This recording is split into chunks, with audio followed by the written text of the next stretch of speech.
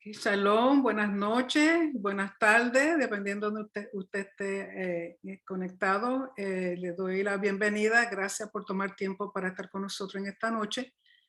Y vamos a hacer el intento de discutir lo mejor posible la primera carta a los Corintios, escrita por Pablo. Y sobre todas las cosas, como dije cuando hice el estudio de Gálatas, lo más importante es que tenemos que entender que todo lo que está escrito en las escrituras apostólicas o escrituras del primer siglo o lo que usualmente la mayoría de las personas llaman el Nuevo Testamento, todo lo que está escrito ahí tiene que estar de acuerdo con la Torá. Si hay algo que a usted le parece que está contrario, lo más probable es porque lo está leyendo fuera de contexto. Contexto es algo bien, bien importante, como aquellas personas que venden casa, que venden terreno, que venden cosas. La localización, la localidad es lo más importante, o sea, dónde está ubicado el sitio para las personas comprar. Entonces, en la Biblia lo más importante es el contexto, el trasfondo cultural, el trasfondo textual, para poder entender todo, desde Génesis hasta Revelación, es más, desde Génesis hasta los mapas. Porque aún para entender los mapas uno tiene que saber el tiempo, tiene que conocer la cultura, la costumbre, todas las cosas, porque si no sacamos de contexto lo que se está escribiendo y perdemos el sentido y el mensaje original. Por lo tanto, el propósito de esta clase es tratar de conocer un poquito del contexto para entender mejor lo que está escrito. Voy a compartir con ustedes un PowerPoint. Vamos a ver si esta vez no funciona. La vez pasada tuve un poquito de problema con el PowerPoint. Vamos a ver.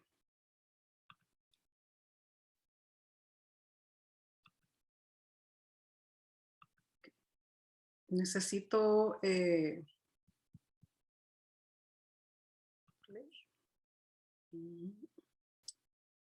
que espero que estén viendo la pantalla, que estén viendo las láminas.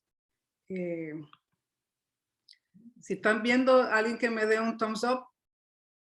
Ok, muchas gracias.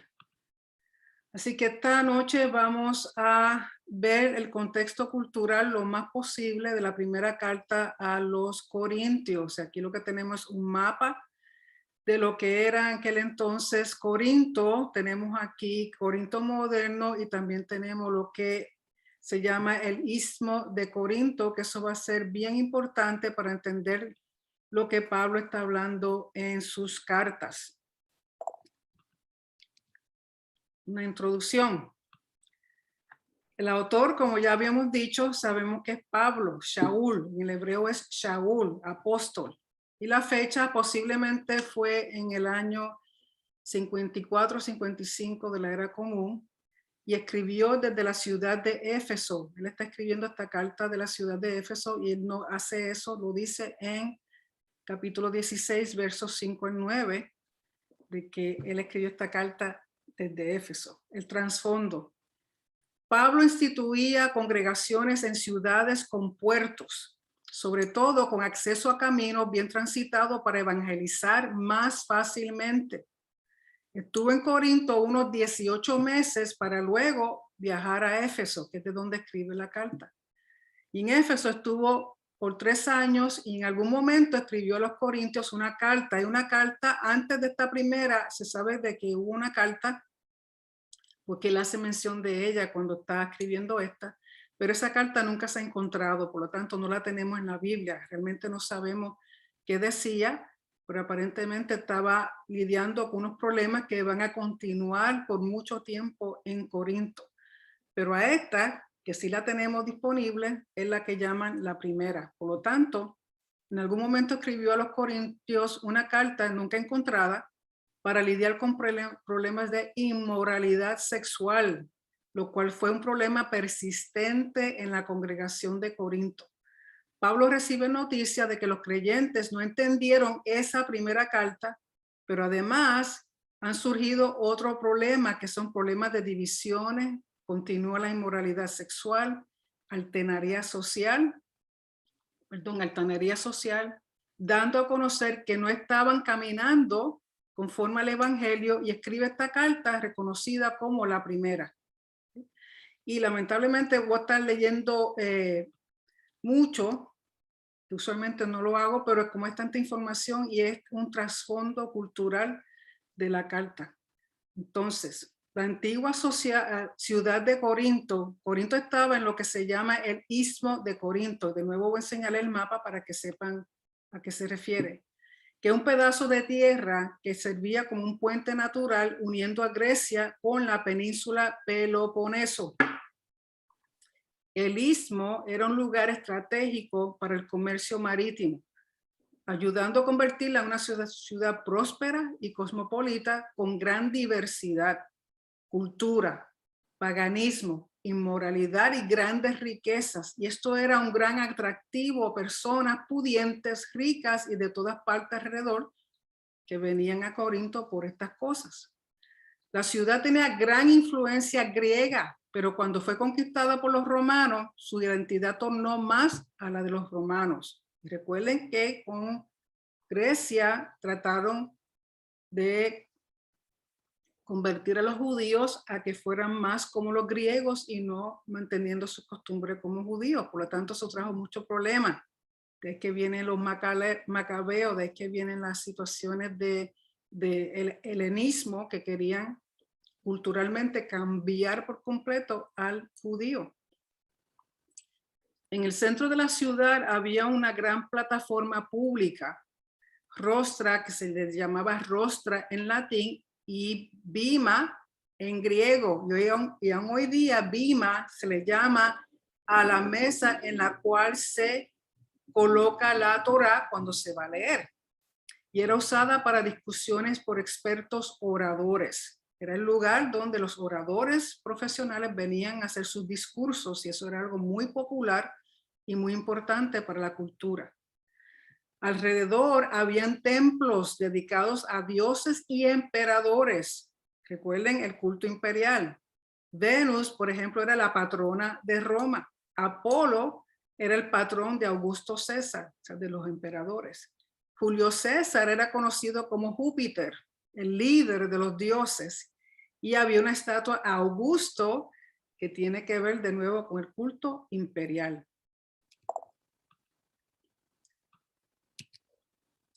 Culto a estos dioses era parte del diario vivir. Se encontraba en lo político, en fiestas civiles, en reuniones sociales, y se jactaban de sus templos a Atenas, Asclepio era el dios sanador, y había prostitución ritual en el templo de Afrodita. Es más, dicen que hubo un momento en que habían aproximadamente 1000 prostitutas, y tanto eran hombres como mujeres que servían de la prostitución santa. Corinto era un centro cultural ofreciendo teatros, peleas de gladiadores, gimnasio, atraía oradores profesionales, escuelas de filosofía que competían entre sí. Había gran comercio marítimo y agricultor, artesanía de bronce y cerámica. O sea, era un lugar que todo el mundo quería ir. Las competencias de los juegos ístmicos atraía mucha gente y aumentaba la prostitución. ¿Por qué? Porque venían de diferentes sitios y aprovechaban que estaban los templos y las prostitutas kedusha o santa, y así ofrecían a los dioses. Por lo tanto, la prostitución era bien amplia en este lugar. Tanto así que llegó a pagar impuestos al imperio. Lo usaron como un negocio y como una profesión, y pagaban impuestos al imperio. Convivían en Corinto griegos, romanos y judíos. Perdón. Y aquí estamos viendo un mapa donde esto es Grecia aquí.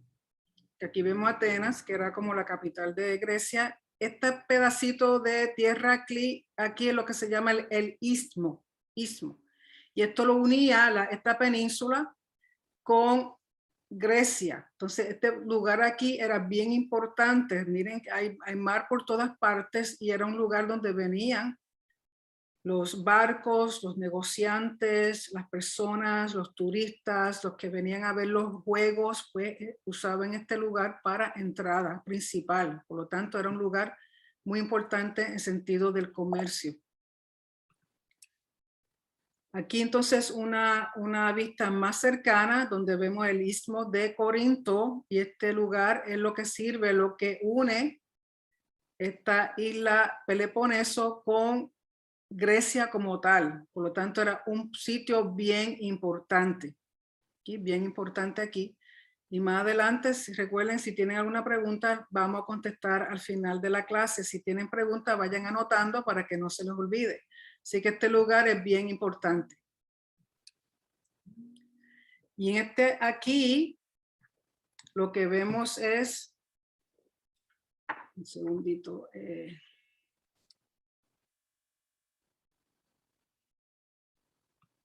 déjame ver un momentito. Ok, vamos a ver si ahora funciona esto. Lo que tenemos aquí, como les iba diciendo, este es el mapa de Grecia. Y esta partecita aquí es lo que se llama el istmo. ¿Okay? Esta cosita blanca aquí es lo que se llama el istmo. Y el istmo conecta esta isla, que es la isla Peloponeso, con la tierra de Grecia. Y por ser un lugar donde hay mucho mar alrededor, personas venían de diferentes sitios y venían a ver los juegos, venían a ver los templos, venían a hacer comercio, venían a ver escuchar los discursos, venían a hacer, ver muchas cosas. Entonces, este era un punto estratégico para ellos. ¿Okay? En este otro, lo que tenemos es aquí una vista más cerca. ¿Okay? De nuevo está el istmo, que la partecita aquella que conectaba a Grecia con la isla, y por lo tanto es un lugar bien importante porque une el Golfo de Corinto con el Golfo Sarónico, y las personas venían de diferentes partes a hacer uso de este lugar aquí por las diferentes razones culturales. Y aquí es una vista de la ciudad completa de Corinto en aquel tiempo. Entonces aquí lo que vamos a hacer es ver esta parte aquí más de cerca, pero mientras tanto, aquí había un puerto en Laqueo y había un puerto al otro lado por Cencrea, que son sitios que se nombran en la Biblia. Aquí estaba el templo de Afrodita. Habíamos dicho que hubo un tiempo en que el templo tenía como unas 1000 prostitutas, que eran tanto prostitutas hombres o mujeres, a los cuales ofrecían a la Afrodita, a la diosa Afrodita, porque recuerden que había muchos cultos de fertilidad. Hacían culto a los dioses para adquirir fertilidad, no tanto para ellos como familia, como también para la tierra, para sus cosechas. Y aquí es aquella partecita que estaba marcada, aquí ya en la ciudad, el sitio central de la ciudad. Lo más importante, habíamos hablado de la Bema o Bima, que era el lugar donde venían los oradores, todos los que venían a presentar sus discursos, sus discusiones. Recuerden que en un momento dado a un Pablo se paró en un sitio así para hablar, dejarles saber que los dioses paganos no eran los verdaderos dioses, sino el Dios de Israel. Aquí lo que llaman el Macellum es el mercado donde vendían las carnes. Recuerden que muchas de las carnes que se vendían en el mercado provenían de los templos. Aquí hay un templo, aquí había otro, aquí está el templo de Apolo, aquí está el teatro. O sea que eran sitios que atraían a las personas y eran muy transitados estos lugares. Donde quiera habían templos, donde quiera había estatuas, donde quiera habían lugar para pararse a orarle a los dioses, que eso va a influir cuando Pablo comienza a hablar de la cobertura de la cabeza. Y quiero leerle lo que decía el libro con respecto a esos sitios. Por ejemplo, la ciudad de Corinto asentaba a lo largo del estrecho istmo que conecta la península griega con el Peloponeso. Era uno de los centros dominantes del comercio en el mundo mediterráneo ya en el siglo VIII antes de la era común. No había ciudad en Grecia con una ubicación tan idónea para el comercio terrestre y marítimo, con una alta y poderosa ciudadela a sus espaldas, se asienta entre el Golfo Sarónico y el Mar Jónico, con puertos en Lequeo y Cencrea. Una cosa que se llamaba diolcos. Era una calzada de piedra para el transporte en tierra de embarcaciones o cargamento naval. Enlazaba los dos mares.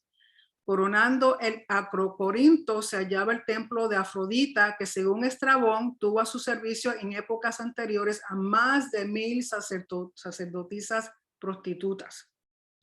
Pero cuando el evangelio llegó a Corinto en la primera del 52 antes de la era común, la ciudad poseía una larga historia de orgullo por su liderazgo en la Liga Acaya y un espíritu de revitalizado helenismo bajo la dominación romana después del 44 de la era común y después de la destrucción de la ciudad por Mumio en el año 146 antes de la era común. La larga estancia de Pablo en Corinto le puso en contacto directo con los monumentos principales del Ágora, muchos de los cuales permanecen todavía. La casa fuente de Pirene, el templo de Apolo, el Macelón, mercado de la carne, que menciona Pablo en el capítulo 10, verso 25, el teatro y el bima, que lo menciona en Hechos 18, 12, jugaron todos su papel en la experiencia del apóstol. Una inscripción del teatro menciona al oficial de la ciudad Erasto, probablemente el amigo de Pablo mencionado en Romanos 16, 23. Estos son las ruinas que quedan todavía del templo de Afrodita. O sea que todavía quedan esas ruinas y recuerden que lo que dominaba era la prostitución santa. Y son santas porque son prostitutas separadas, escogidas para el servicio de esos dioses, en este caso del dios o diosa Afrodita. Por lo tanto, eran santas según ellos. Esto también son ruinas, templo a Apolo, que era usado para el culto al emperador. O sea que todas estas ruinas todavía quedan en Corinto, en esa área. ¿Cuáles eran los problemas de la congregación en Corinto? La cultura de Corinto favorecía a los oradores educados en la disciplina de retórica y filosofías. Los creyentes de clase social alta preferían a Apolo por ser mejor orador que Pablo y esto causaba división. Y Pablo dice que el Mesías no está dividido, que si son de Apolo, si son de Pablo. ¿Por qué? Porque recuerden que la cultura se enfoca en los oradores. Entonces, mientras más culto, más fino, más educado era el orador, más aceptado. Y se sabe y se entiende que Apolo, la persona Apolo, era una persona que era mejor en hablar que Pablo. Entonces hacen las comparaciones y por la cultura prefieren a Apolo que a Pablo. Y no tan solo eso, Pablo trabajaba, Pablo hacía tiendas. Y eso para el pueblo de Corinto era visto como algo vergonzoso. O sea, una persona, recuerden que las clases sociales que existían, habían castas sociales. Muy pocos eran de alta clase y muy pocos eran ricos, pero eran los que dominaban todo, porque la mayoría de las personas y la mayoría de los creyentes eran pobres o eran esclavos. Entonces, el que era culto prefería a Apolo y aquel que no era muy culto prefería a Pablo. Entonces eso trajo división a la congregación en Corinto. También la situación de la crucifixión. La crucifixión era vista con malos ojos. El peor castigo dado por los romanos reservado para los no ciudadanos. Era una gran vergüenza morir de esa forma. Ninguna persona respetable se le crucificaba. No podían aceptar que la salvación pudiera lograrse por este medio. Pablo contrasta la sabiduría y el poder de Dios con la insensatez del hombre, cosas reveladas solamente por el Espíritu Santo. Recuerden que la crucificación era la peor forma de castigar a una persona. Entonces no podían no podían ver la relación entre Yeshua como Salvador, pero que fue crucificado. No tenía sentido. O sea, ¿cómo es posible que el Salvador del mundo esté tratado como el ser más vil y más horrible de todo el mundo? Por eso aún hoy día, para el judío, la cruz es un insulto, es una ofensa. Entonces hay muchas personas todavía que caminan por ahí con su crucifijo Y aún peor si tienen una imagencita ahí que representa a Yeshua, porque primero que nada, las imágenes, eso es idolatría. Número dos, el crucifijo es una abominación para el judío, porque en el nombre de esa cruz mataron a tantos judíos que ellos no lo aceptan. Y además era, aún en la cultura del primer siglo, era visto con malos ojos. O sea, no pueden entender cómo es posible que el Hijo de Dios, el Salvador del mundo, hubiera sido colgado en un madero. Pablo argumenta también que en vez de estar comiendo alimentos sólidos, aún están comiendo, o sea, aún están como infantes requiriendo leche porque aún caminan en la carne, con celos y contiendas. De nuevo, las clases sociales, la mayoría eran esclavos.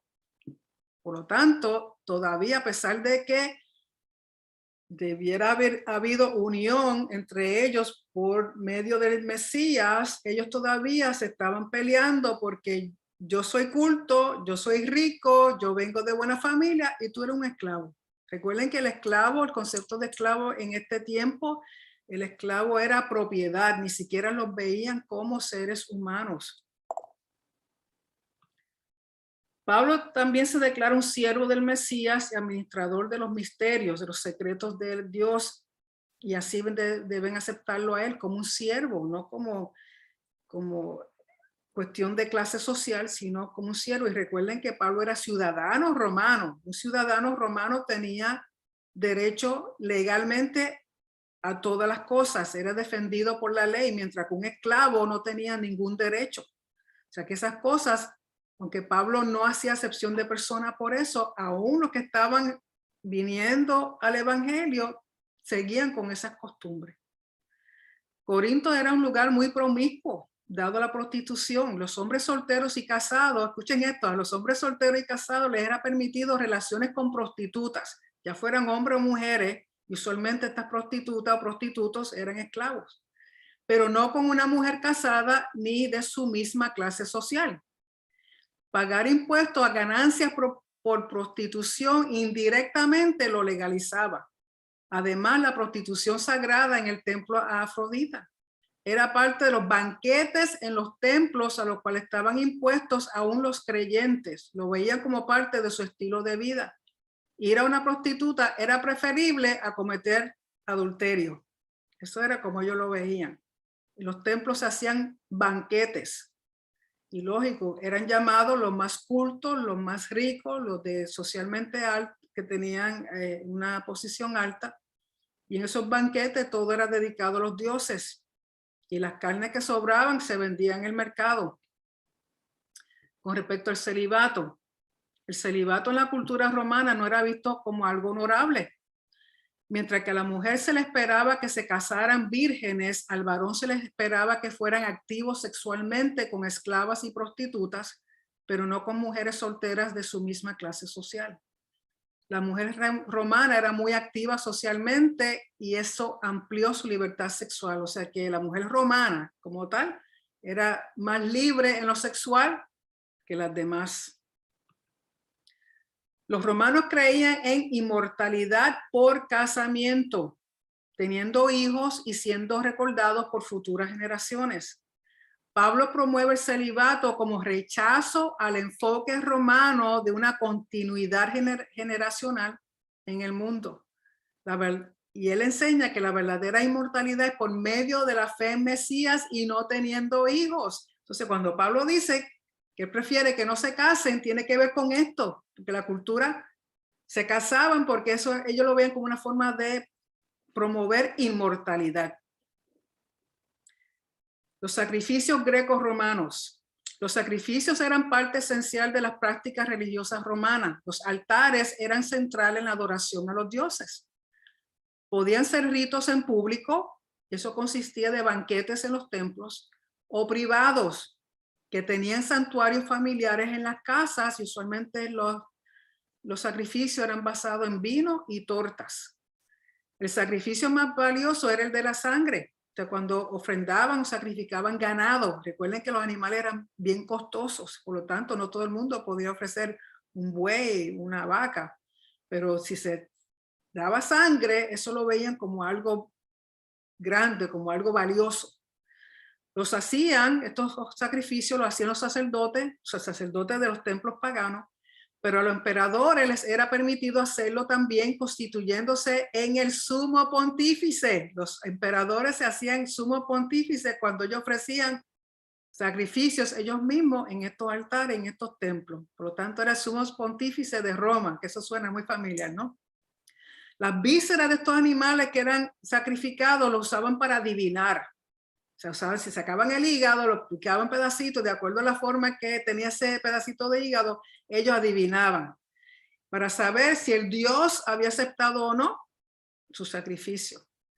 Los participantes comían de la carne y lo que sobraba era vendido en el mercado, que fue lo que vimos en una de las fotos, lo que llaman el Macellum. El Macellum era el mercado general donde las personas iban a comprar carne. Recuerden que carne no es como hoy día, que se puede comer todos los días, se puede comprar, aunque las cosas han subido muchísimo, pero usualmente para este tiempo la carne solamente se comía en ocasiones especiales, pero aquel que era rico podía comer carne cuando les diera la gana. Las personas que eran esclavas, era rara la vez que podían comer carne. Aprovechaban que si su amo los llevaba a los banquetes, ellos de lo que sobraba le daban a ellos. Era la única vez que ellos comían carne. Los banquetes eran para los pudientes, se reclinaban, una cosa de mostrar que eran de alta sociedad, que comían reclinados, recibían los mejores pedazos de carne, traían a su esclavo para que les sirvieran.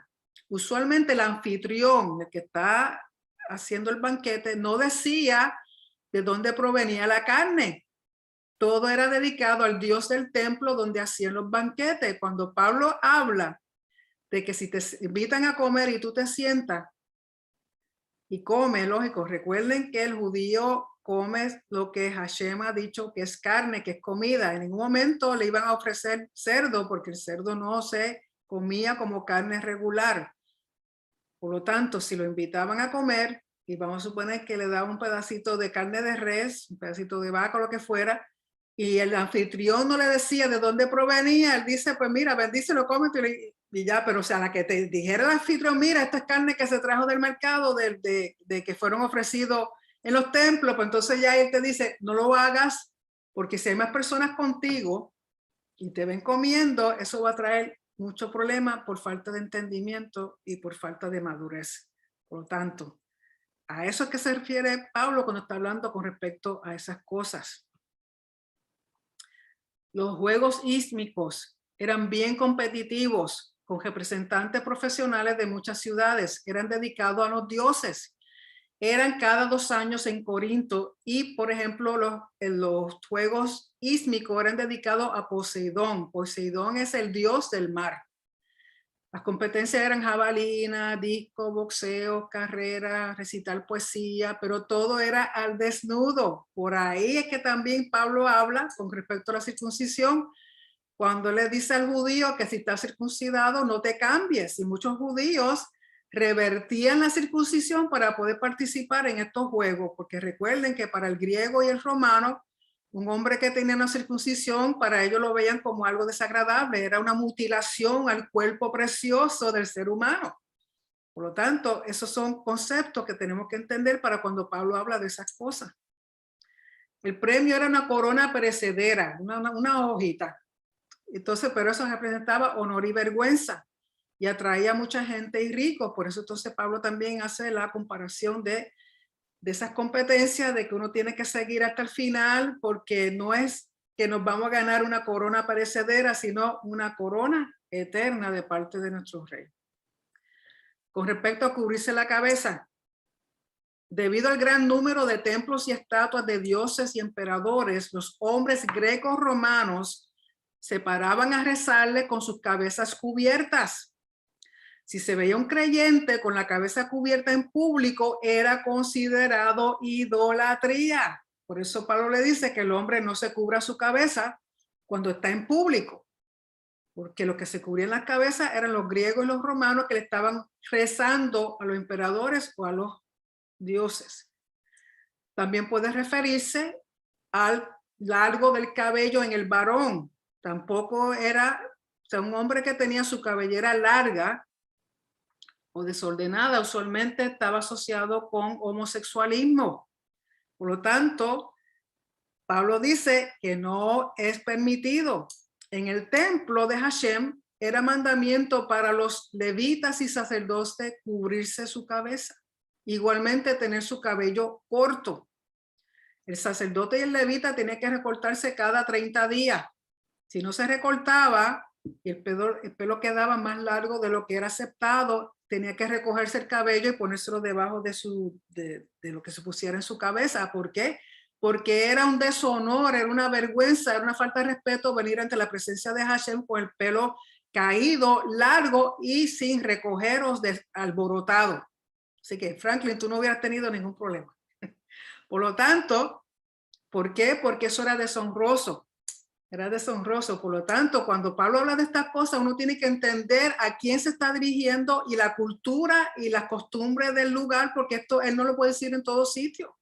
Y otra cosa, mi gente, la carta está escrita a los de Corinto, no está escrita ni a los de Panamá, ni de Santo Domingo, ni a de Puerto Rico, ni a de Florida, es a un grupo específico. Uno no puede tomar todas estas cosas que él ha hablado ahí y generalizarlo, porque ahí es donde vienen los problemas que vamos a seguir viendo con respecto a Corinto. Por lo tanto, la mujer culturalmente cubría su cabeza para indicar que era casada, comprometida, era un estatus de honor. Si no se cubría, indicaba que estaba soltera o sexualmente disponible. Orar o profetizar tenía que ser en forma honorablemente. Pablo desea que haya distinción y clara identidad entre hombre y mujer. O sea, que si uno miraba a una persona, sabía que era mujer. Si uno miraba a un hombre, sabía que era hombre. No como hoy día que uno no sabe nada, porque todo el mundo está bien confundido. Y otra cosa que tenemos que entender, que para este tiempo en la cultura, la ropa mostraba el estatus social del individuo. Por la ropa se sabía si la persona era sacerdote, si era levita, si era judío, si era griego, si era romano, si era viuda, si era soltera, si era casada, si era pobre, si era rica, si era médico, si era seguridad, si era lo que fuera. Todo era distintivo por la ropa. Por lo tanto, cuando Pablo habla de ropa, habla de cobertura, tiene que ver con la cultura. Con respecto a la cena del Señor, cuando Pablo está hablando respecto a la cena del Señor, que se está haciendo referencia a la Pascua, al Pesaj. Dice, no tratarla como hacen en los banquetes en los templos. Recuerden que en los banquetes quienes comían primero y comían lo mejor eran los ricos. Lo peor o lo que sobraba se le daban a los esclavos, dando prioridad a los de clase social alta y menospreciando al esclavo, porque ellos siguieron esas costumbres cuando ellos se reunían a cenar, cuando se reunían a hacer la Pascua. Los que eran más riquitos eran los que primero comían. Los que eran pobres eran los últimos que comían. Los riquitos se sentaban a un lado y dejaban a los pobres a otro lado. Y Pablo dice, tú no puedes tratar la cena del Señor, la Pascua, como hacen en los banquetes de los templos. Porque comer así trae vergüenza a la verdadera razón de la cena del Pesaj. ¿Okay? Con respecto a dones espirituales, los dones espirituales provienen del Espíritu Santo de Elohim. Son regalos para beneficio de todos, dados a quien Él quiera y en la medida que Él desea. Son diferentes, pero importantes como lo son las partes de un cuerpo. Todos son necesarios, todo con orden, honor y para edificar. Los dones más excelentes, el amor y la profecía. Si se hace uso del regalo de lenguas, recuerden que hay lenguas celestiales y lenguas terrenales. Terrenales es pues, el lenguaje español, inglés, hebreo, chino, japonés, lo que sea. Esos son los terrenales. Pero también hay lenguas celestiales. Y el regalo de lengua es para edificar, animar y consolar. Debe haber siempre quien interprete y debe ser con orden. ¿Por qué? Porque Pablo dice que el espíritu de la persona está bajo control de la persona. ¿Y por qué él dice esto? Para que no haya confusión. Porque si hay confusión y está todo el mundo hablando lenguas y no se entiende lo que se dice, eso trae confusión. Y la confusión no viene de parte del Señor. ¿Por qué? Porque en los cultos paganos, los profetas lo hacían bajo un trance. con hablar incoherente dado por un demonio o Dios o magia. Por eso Pablo quiere que haya interpretación válida. Si no había intérprete, entonces hacerlo en privado. O sea, si una persona comenzaba a hablar en lenguas y no había quien entendiera, Pablo dice mejor que la persona o lo haga en privado o lo haga de tal manera que las demás personas no escuchen, porque si no hay quien interprete una lengua, ya sea celestial, una lengua terrenal, porque por ejemplo, yo no sé japonés, pero el Señor me da un mensaje en japonés, porque quizá haya alguna persona que lo necesite, que habla japonés, pero no hay quien entienda, los demás no entienden, tiene que haber un intérprete. Hay personas que tienen el don de lengua y a la misma vez tienen el don de interpretación, pero eso es raro. Usualmente el que viene a hablar, ahí debe haber un intérprete y debe ser en orden. No puede estar todo el mundo hablando profecía o hablando lengua y sonando como un gallinero que nadie va a entender. Eso no es de Dios. Si usted entra a un lugar y está todo el mundo brincando, saltando y hablando que nadie entiende lo que es, eso, perdóneme, pero eso no es del Señor. ¿Por qué? Porque el Señor es un Dios de orden. Y si no hay quien interprete que el propósito de estos regalos, de estos dones espirituales, para edificar, consolar y animar al pueblo. Nadie se va a animar si uno entra y parecen todo un chojo de loco. Eso no trae edifica a nadie. Todo tiene que ser con orden y todo tiene que ser con interpretación si es en un lenguaje que no todo el mundo entiende. Y después, si tienen preguntas respecto a todo lo que estamos hablando, pues iremos y trataré de contestar. Lógico, estoy dando aquí a vuelo de pájaro unos conceptos, unas cosas que requiere estudiar, requiere entender, requiere tener este trasfondo para entender por lo menos esta primera carta de Corintios y parte de la segunda. Si estas cosas no se entienden, no conocemos la cultura, las costumbres, las cosas que sucedían en ese tiempo, no vamos a entender lo que Pablo está diciendo en ninguna de sus cartas. Con respecto a la mujer, capítulo 11, verso 5 dice, Pablo dice, pero toda mujer, y aquí está haciéndose referencia a casada, y por qué sabemos que está haciendo referencia a casada, porque va a hablar de su cabeza, pero toda mujer casada que ora o profetiza, o sea que él está diciendo que una mujer puede orar y profetizar, con la cabeza descubierta afrenta su cabeza, pues igual a una que ha sido rapada. Recuerden que raparle el cabello a una mujer era una vergüenza, era una afrenta. Por lo tanto, una mujer sin su cabeza descubierta representaba o que era prostituta o que estaba sexualmente activa, estaba buscando un compañero. Pero usualmente recuerden también que la mayoría de las mujeres las casaban jovencititas. Así que era raro ver mujeres sin su cabeza cubierta. Y aún hoy día se ve esto en ciertas culturas. Las judías ortodoxas se cubren su cabeza. Aún las musulmanas se cubren su cabeza. O sea que esto es una costumbre del Medio Oriente aún hoy día. Por lo tanto, cuando Pablo dice que si una mujer se levanta a orar o a profetizar en la congregación, debe tener su cabeza cubierta, porque si no sería deshonroso. Las casadas se cubren su cabeza. Culturalmente, la vestimenta daba indicio de estatus social. Si dice esto aquí, entonces, ¿a qué se refiere en el capítulo 14, verso 34, cuando dice, las mujeres callen en las congregaciones porque no le es permitido hablar, sino estar sujetas, como también lo dice la ley? Pero no se está refiriendo a la Torá, porque ningún sitio en la Torá dice que la mujer tiene que estar callada y sujeta. En ningún sitio. Si usted lo encuentra, enséñamelo, pero no está en ningún sitio. Aquí está hablando de la ley local, de la ley, de las leyes y costumbres de Corinto. Porque si aquí dice que las mujeres callen, porque entonces en el 11:5 dice que la mujer puede orar y profetizar. Porque recuerden que las oraciones y las profecías eran para edificación de la congregación completa, por lo tanto se está haciendo de una forma pública que está escuchando todo el mundo. Por lo tanto, en el verso 35 dice, y si quieren aprender algo, pregunten en casa a su marido.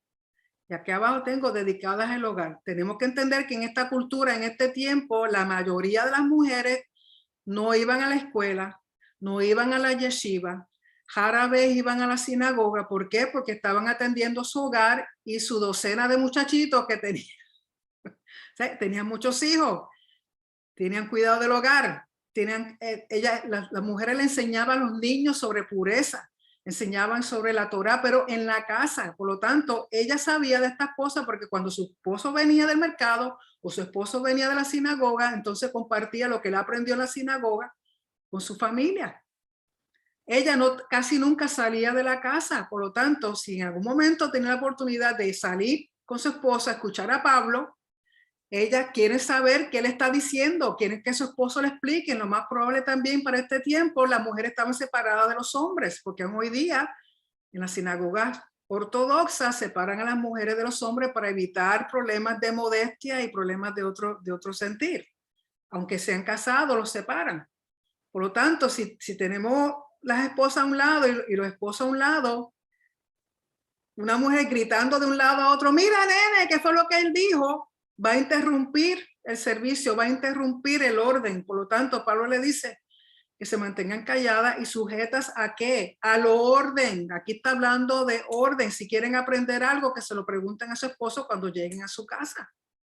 Porque es indecoroso que una mujer hable en la congregación. Está hablando de una situación específica dentro de Corinto, no está hablando en términos generales. Y han usado este verso para decir que ninguna mujer puede ser pastora, puede ser maestra, puede enseñar. Si fuera así, yo no estaría aquí, porque el que me llamó sabe muy bien que soy mujer, porque no tiene que ver, en Yeshua no tiene que ver si somos hombre, mujer, griego, latino, feo, lindo, gordo, flaco, todos somos iguales ante su presencia. Por lo tanto, aquí no está hablando de que la mujer no puede enseñar, aquí está hablando de que hay un orden dentro de los servicios, en las congregaciones, en las sinagogas, en las casas. Y todo tiene su lugar y su tiempo. No es permitido que la mujer se levante, interrumpa, quiera preguntarle a su esposo. Y no es el momento, todo tiene su lugar. Pero no es que las mujeres no puedan enseñar. Es más, había muchas mujeres líderes en las congregaciones y en las casas donde se reunían. Lo que pasa es que de eso se escribe muy poco, pero sí existían. De nuevo, esto que está diciendo Pablo en estos dos versos tiene que ver con el orden. Hacerlo sin orden, sin seguir las reglas de la congregación y líderes, no era aceptado porque parecía lo que hacían en los templos paganos, donde las mujeres que tenían algún rol activo eran las prostitutas sagradas.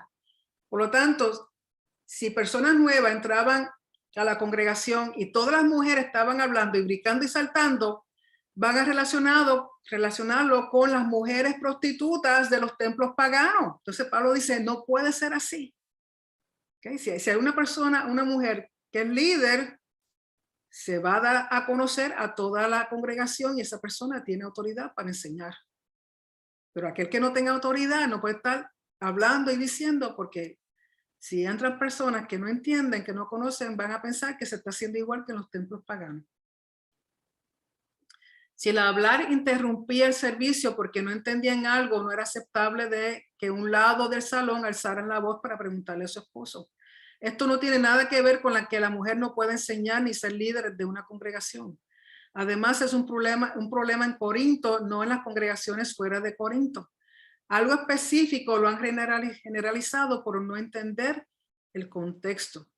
¿Cuántas mujeres con dones que Dios le ha dado no les ha permitido usarlo por ser mujer? Porque entonces en las congregaciones le dicen, mira, tú no puedes hacer esto ni aquello ni otro porque eres mujer. Eso no es lo que dice la palabra. Con respecto a la resurrección, conforme al entendimiento de los romanos, muchos creían que la vida continuaba en la tumba, una existencia oscura del alma en el Hades, y el Hades es la esfera de los muertos. Otros decían que no existía nada después de la muerte. Por ejemplo, los saduceos no creían en la resurrección, mientras otros eran reunidos con sus familiares en paz. Muchos creían que la persona moría y era unida a su familia. Mantenían la inmortalidad de ancestros usando máscaras fúnebres. Por ejemplo, cuando habían los cultos a los muertos, las personas usaban unas máscaras que representaban a sus ancestros muertos. Y mantenían sepulcros familiares o mausoleos. Por causa de todas estas creencias culturales, el mensaje de un Mesías que triunfó sobre la muerte resucitando daba esperanza a los creyentes de una resurrección en cuerpos glorificados, inmortales, incorruptibles, que sí habría una existencia después de la muerte. Si no, Yeshua hubiera muerto en vano. O sea, Pablo enseña que sí, Yeshua murió y resucitó y que en algún momento nosotros también seremos resucitados, los que hayamos muerto. Si no hemos muerto y somos trasladados al reino en Jerusalén con Yeshua, cuando esté con nosotros, pues ese cuerpo será transformado. Pero sí está dando la esperanza porque había muchas ideas erróneas con respecto a cuando las personas morían. Y luego habla de donativos para los santos. Las congregaciones se ayudaban cuando había necesidades y lo recibían cuando mensajeros viajaban, como lo hacía Pablo. Muchos se reunían en hogares. Algunas personas, como Lidia, tenían recursos y podían ayudar mucho. Consejo final en el capítulo 16:13 dice: velad, estar firmes en la fe, portaos valientemente, ser fuertes. Todas vuestras cosas sean hechas con amor. Recuerden que uno de los temas más profundo que hace Pablo en Corintios es sobre el amor. Capítulo 13 lo conoce casi todo el mundo. Resumen: a pesar de que la congregación tiene dones, no era madura ni espiritual. Eso lo vemos en el capítulo 1, versos 4 y 7. Pablo desea lo siguiente cuando escribe esta carta: instruir y restaurar la congregación en su debilidad, corregir prácticas erróneas como las divisiones, la inmoralidad, litigio en las cortes seculares y el abuso en la Santa Cena, el Pesaj. Número 2, corregir falsas enseñanzas sobre la resurrección. Capítulo 15, número 3, responder a preguntas específicas. Estaban haciendo preguntas sobre la cobertura, sobre el celibato, el casarse, cosas así. Número 4, llamar a la congregación a la obediencia en vista del creciente desafío contra su autoridad. Número 5, instar a una santificación progresiva con el desarrollo continuo de un carácter santo. Número 6, instar a la unidad y al amor sobre todas las cosas. Número 7, que el testimonio del Mesías se manifieste en sus vidas siempre. La influencia de la cultura aún hoy día causa estragos en las congregaciones, porque aún hoy día no sabemos separar lo santo de lo profano, lo limpio de lo impuro. Entonces hay que estar continuamente dándole a lo mismo y a lo mismo y a lo mismo. Mi gente, la gente no cambia. Lo que pasaba en el primer siglo sigue pasando hoy día. Puse estos enlaces aquí porque el Moré Rico Cortés tiene estudios sobre el libro de Gálatas y Primera de Corintios de una forma extensiva. Si usted quiere saber aún mucho más, profundizar aún mucho más en estas dos cartas, Rico va capítulo por capítulo, casi verso por verso, y hablando de todo lo que dice Pablo. Si usted quiere más información, yo le aconsejo que vaya a teshuva.tv bajo el maestro Rico Cortés y busque los estudios de Gálatas y los estudios de Primera de Corintios. Aquí toda la información que está siempre disponible para ustedes, para comunicarse con nosotros, ver estudios, ver los PDF que tenemos puestos en Telegram. Estamos en las redes sociales, mis estudios están en YouTube, o sea que hay muchas maneras de cómo usted contactarse, hacerme preguntas, comunicarse y por lo menos apoyarnos también en nuestros estudios. Así que con eso es un trasfondo, como les dije, a vuelo de pájaro. Pero es mucho lo que hay que leer, hay mucho lo que hay que estudiar, hay mucho lo que hay que aprender. Y no para poder entender a Pablo, sobre todo, todas las cartas del Brit Hadashah, hay que conocer el trasfondo cultural. Cada carta fue escrita a un grupo específico con preguntas específicas y problemas específicos de esas congregaciones. No podemos generalizar y hacer uso de lo que Pablo dice a Corinto o a Gálatas o a los romanos o a Éfeso y hacerlo algo general para todas las congregaciones o para todo el cuerpo del Mesías, porque muchas cosas va a traer conflictos si se sacan fuera de contexto. Y de nuevo, nada en el Brit Hadashah, nada en la escritura apostólica puede contradecir lo que ya está establecido en los primeros 5 libros de la Biblia, que es la Torá. Si se contradice es porque usted no está entendiendo lo que está leyendo, no conoce el contexto. Vaya de nuevo, tome una pausa y busque información respecto a lo que está leyendo para que pueda por lo menos entender e interpretar correctamente. Si quiero dar la oportunidad a ustedes, si tienen preguntas, que me imagino que sí. De nuevo, es mucha información y eso es simplemente el contexto cultural de Corinto.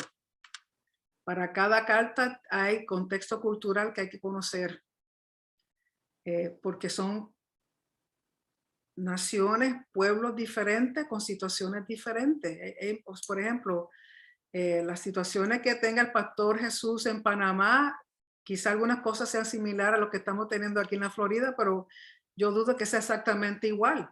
¿Por qué? Porque hay situaciones específicas que corresponden a Panamá y situaciones específicas que corresponden a la Florida. Cuestiones de cultura, cuestiones de costumbres. O sea, que tenemos que poner todas las cosas en su sitio y en su lugar para no perder la esencia del mensaje. Preguntas, mis hijos.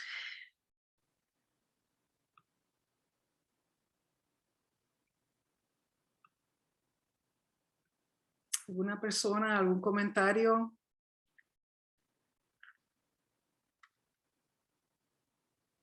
¿Entendieron todo?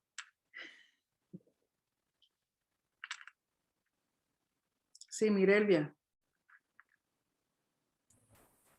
Shalom, pastora. Shalom, ¿cómo estás? Aquí vamos sobre la marcha. Dios me ha fortalecido, así que vamos hacia adelante. Amén, amén, gloria al Señor. Y solamente quería hacer un comentario. Yo sí recuerdo que cuando venía esto, lo de la cena del Señor, todo esto era un protocolo en el sistema religioso, ¿no? Porque los primeros que nos decían cuando éramos nuevos, está bautizado, porque si no está bautizado no puede tomar la cena del Señor, y para ellos eso era algo indignamente, ¿no? Así que ahora con la explicación que usted dio, realmente eso tiene que ver con el Pesaj, una de las fiestas del Señor. Sí, con el Pesaj, específicamente con el Pesaj, porque ahí Pablo dice que él enseña lo que él aprendió, que el día que el Señor fue entregado, tomó la copa y tomó el pan y bendijo, o sea, y eso solamente se hace así en Pesaj. ¿Okay? Aunque nosotros recuerden que en Shabbat tomamos vino y pan, pero no es comunión, comunión es el Pesaj. Lo que llama la iglesia comunión es el Pesaj. Lo que hacemos en Shabbat es para darle gracias al Padre por su provisión. No tiene nada que ver con Pascua ni tiene nada que ver con comunión. Lo que se hace el viernes por la noche, el pan y el vino son para darle gracias al Padre por su provisión. Y además recuerden que en Pesaj no se come pan con levadura y lo que usamos en Shabbat es pan con levadura. Por lo tanto, por eso es saber el contexto de lo que está hablando Pablo. No podemos sacar un verso y hacer una doctrina. Tenemos que leer la carta completa. Yo lo que les recomiendo es que cuando están estudiando la palabra, si están estudiando, por ejemplo, Corintios, la primera de Corintios, lean la completa de una sentada completa. Y luego, poco a poco, ir capítulo por capítulo. Siempre y cuando vaya entendiendo el contexto, el trasfondo de Corinto. Porque si no lo conocen, van a malinterpretar. Es como la cuestión del celibato. Debido a eso que Pablo dice ahí, todo el revolú que tiene la iglesia católica, porque los sacerdotes no los dejan casar, todos los problemas de homosexualismo, todos los problemas, es más, se han encontrado conventos que cuando son demolidos encuentran huesos de bebé. ¿Por qué? Porque los sacerdotes se iban con las monjitas y las monjitas con los sacerdotes, quedaban embarazadas y lógico, eso no era permitido. ¿Qué sucedía? Tenían su muchachito, pienso yo, que los dejaban morir o los mataban y los enterraban. Y también muchos se han encontrado huesos de niños, porque de nuevo los sacerdotes abusaban de ellos y los mataban después para que no fueran testigos. O sea, es un desastre por mal interpretar lo que Pablo está diciendo. No tiene nada que ver con que te hace más santo el que tú no te cases. Si hubiera sido así, desde un principio, cuando Hashem creó a Adán y a Eva, no le hubiera dicho fructificados y multiplicados. Hubiera hecho 2 Adán y 2 Eva en vez de 1 y 1 para que se emparejaran y tuvieran muchachitos. O sea, de nuevo, el no entender el contexto, la cultura. Denny. Shalom, shalom, hermanos. Shalom. En lo que usted decía sobre el sistema cultural de cómo se definían las castas, porque como era por castas, en un estudio más atrás que hicimos, hablaba de eso, que muchos se integraron a lo que era el pueblo ya creyente en Yeshua y también eran de altas posiciones. Entonces también las mujeres también tenían costumbre en ese tiempo. Influían mucho en decisiones, en opinar dentro de su círculo y entonces también eso estaba pasando dentro de las congregaciones. Y ahora ya entiendo mucho lo que usted decía de estar preguntando por encima del esposo, porque también tenían eso como costumbre, porque había mujeres que tenían una posición también que influenciaban en el círculo donde ellas comúnmente estaban. Sí, sí, sí. O sea, por eso tenemos que entender que en Yeshua, o sea, las cartas sociales, cuando Pablo trae el mensaje de Yeshua, le deja saber a todos que todos somos iguales. Lógico, los que eran de alta alcurnia no les gustaba eso, pero los que eran bien pobres, los esclavos, ay, qué bueno que todos somos iguales. Pero mantenían, siempre quedaba la riña de que tú no eres igual y tú no eres mejor, o sea, quedaron esas cosas, es como aún hoy día, el judío no nos acepta, ¿okay? Y aún judíos mesiánicos tampoco nos aceptan, muchos, no estoy diciendo todo, algunos, Sí, porque siguen con la cuestión de la división. O sea, cuando no debiera haber, porque en Yeshua todos somos uno, el propósito es ser un solo cuerpo, un solo reino, porque tenemos un solo rey, tenemos un solo Espíritu Santo, tenemos, o sea, una sola Torah, una sola ley para todos igual. Pero, sí. o sea, no, y que también nos da también el privilegio de estudiar a la par la Torah, de tener el mismo entendimiento, no haciendo separación entre hombre y mujer, sino que vamos a la par en el mismo entendimiento.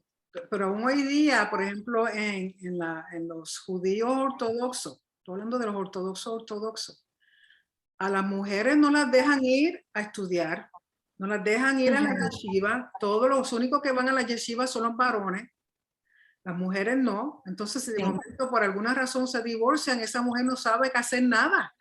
No, ¿de qué va a vivir? ¿Dónde va a trabajar? ¿Qué va a hacer? O sea, aún dentro del judaísmo ortodoxo, todavía hay una gran división entre el hombre y la mujer.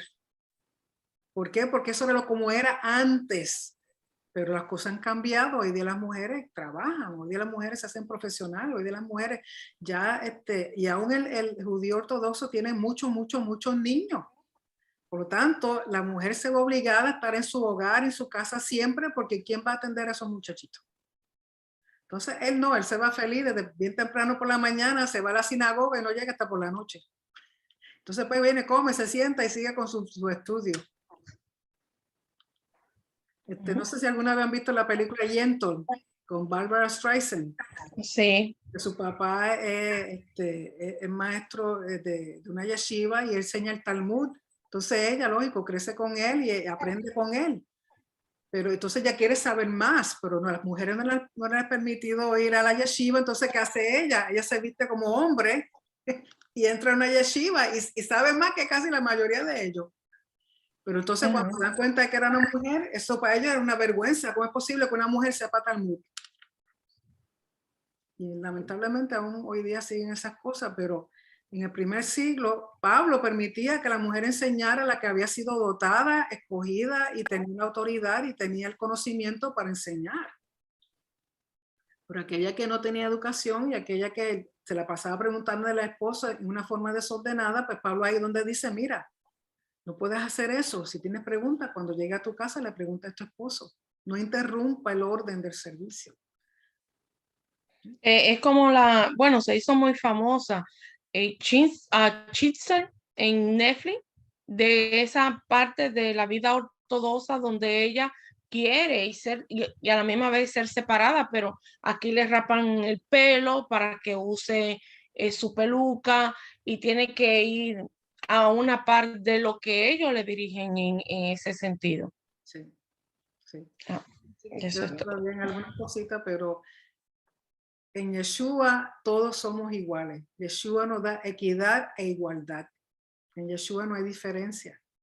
¿Qué es lo que Pablo está? Porque imagínense, Pablo está entrando en unas áreas, en una cultura que están completamente ajenos de lo que dice la Torá, y él está tratando de enseñarle. Imagínate, tanta gente que viene con tanta mala costumbre, quitarle eso es bien difícil. Entonces, Corinto le da más problema. ¿Por qué? Por la promiscuidad que había en Corinto. Es más, en las cosas que estaba leyendo, había un refrán que para decir que una persona era bien promiscua, en vez de decirle que era promiscua, le decían que era de Corintio. O sea, con decir, este es de Corintio, ya sabían a qué se refería. O sea, ¿por qué? Porque eso era un problema grande a nivel de toda la ciudad. ¿Algún otro comentario, Pastor Jesús? Shalom.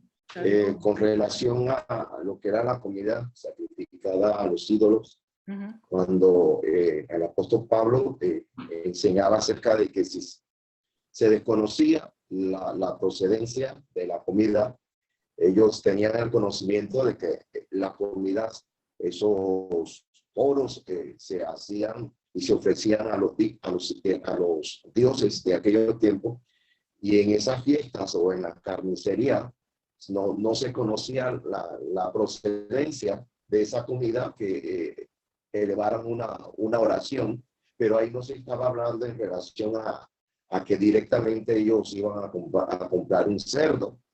Exacto. Porque se ha entendido acá que, yo puedo comer culebra, yo puedo comer iguana, yo puedo comer chimpancé, yo puedo... Sí, no está haciendo... Sí. Pero sí, los mercados sí sabían, o sea, la mayoría de los mercados recibían sus carnes de los templos, porque sacrificaban tanto animal que lo que comían se les sobraba. Entonces los vendían al mercado y el mercado lo vendía para adelante. Pero había sitios, por ejemplo, no estoy segura si Corinto o en Gálatas, la población de judíos era suficientemente grande como para tener una carnicería kosher. Entonces, que era judío, compraba ahí.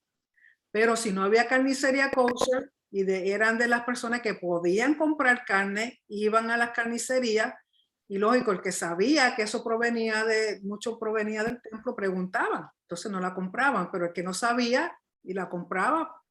Pero como dice el Pastor Jesús, eso no significa que lo que estaban comprando era cerdo, o era culebra, o era iguana, o sea, eran carne, lo que Hashem dice que es carne. ¿Okay? Porque sí, en algunos sitios, por ejemplo, en Egipto, parte del culto a los dioses en Egipto era sacrificar cerdos. ¿Okay? Pero solamente se hacía cuando eran sacrificios, pero de comer, aún el de Egipto, que era de Egipto, no comía cerdo comúnmente, sino era cuando se hacían sacrificios. O sea, de nuevo, hay que conocer la cultura, las costumbres, pero aquel que era judío nunca compraba cerdo ni compraba carne que eran prohibidas por la Torá. ¿Algún otro comentario o pregunta? ¿Alguna persona? Pastora, buenas noches. Buenas noches. Saludos desde Panamá. Yo quería hacer un comentario o un tema muy controversial hace muchos años atrás en las raíces hebreas. Era el de las mujeres cubrirse la cabeza. Incluso lo digo porque nosotros pasamos ese momento donde aquí en Panamá se hablaba mucho del tema de la cobertura de las mujeres. Incluso se le decían a las mujeres, me incluyo yo también, a mí se me decía que teníamos que cubrirnos porque así lo decía, y más era el texto de el que tocó, pues el de Corintios. Entonces, en el momento, pues uno desconocía lo que era el contexto, pues cultural, la cultura en ese momento, lo que estaba hablando el apóstol. Entonces, pues, es muy importante seguir en el avance del contexto cultural, porque hoy en día yo en lo personal puedo entender un poco más este tema acerca de la cobertura, porque de verdad que no sé en otros lugares, pero aquí en Panamá fue bastante controversial el tema de la cobertura en la cabeza, pues en las mujeres. Incluso hoy en día también algunos que dicen, bueno, no es un mandamiento como tal, entonces se juzga a la mujer judía, entonces por cubrirse. Pero caemos en el error, pienso yo, no sé si me corrige, ¿por qué? Porque ya es algo de cultura. Es cultura, Allá es cultura en el Medio Oriente. Aún hoy en el día, Medio Oriente, en el exacto. Medio Oriente, la mujer se cubre por ejemplo, las ortodoxas y las musulmanas se cubren su cabeza. Tiene que ver con estado mayormente de casamiento por un honor a su esposo. O sea, eso es cultural. Eso no tiene nada que ver con bíblico, es cultural. También aún el varón, quien era, como dije, el único que estaba obligado a cubrirse la cabeza era aquel que era sacerdote y levita cuando estaba ministrando en el templo. Pero los fariseos tomaron ese mandamiento y lo hicieron parte de su vida pública diaria también. O sea, cuando ellos oraban, se cubrían su cabeza. Lógico, muchos de ellos oraban en la sinagoga, pero sacaron mandamientos que solamente eran pertenecientes al templo y lo hicieron parte del público, como el lavarse las manos.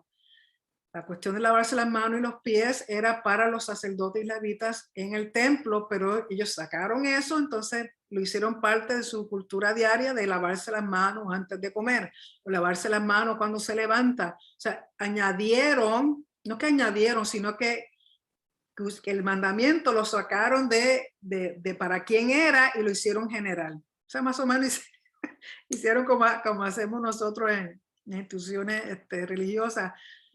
Hacemos las cosas a nuestra manera y no como Hashem ha establecido. Pero sí, lo de la cabeza es cultural del Medio Oriente.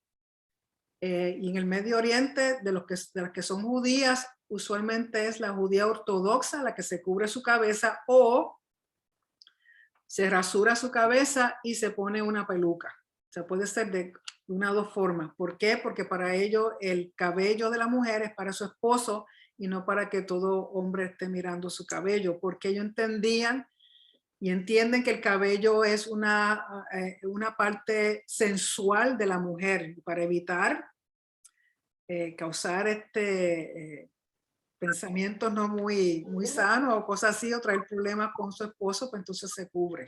Pero sí es cultural, es cultura. Y como dije, no podemos sacar algo específico de un lugar específico, de un tiempo específico, y generalizarlo y traerlo a todo el mundo, porque no es así. Igualmente nosotros no podemos nuestra interpretación de nuestra cultura, de nuestros tiempos, imponerlo a la Biblia, porque de nuevo vamos a sacar el mensaje fuera de sitio. También términos, hay palabras que hoy día no tienen el mismo sentido que tenían cuando fue escrito la carta. O sea, todas esas cosas no tiene que pensar en eso antes de, por ejemplo, en inglés la palabra gay. Hoy día uno no puede usar y decir que una persona es gay porque piensan que es homosexual, mientras que la palabra, el origen de esa palabra en el inglés es una persona alegre. Una persona gay, una persona alegre, pero aquí yo no puedo decirle a una persona alegre, ay, qué gay tú estás.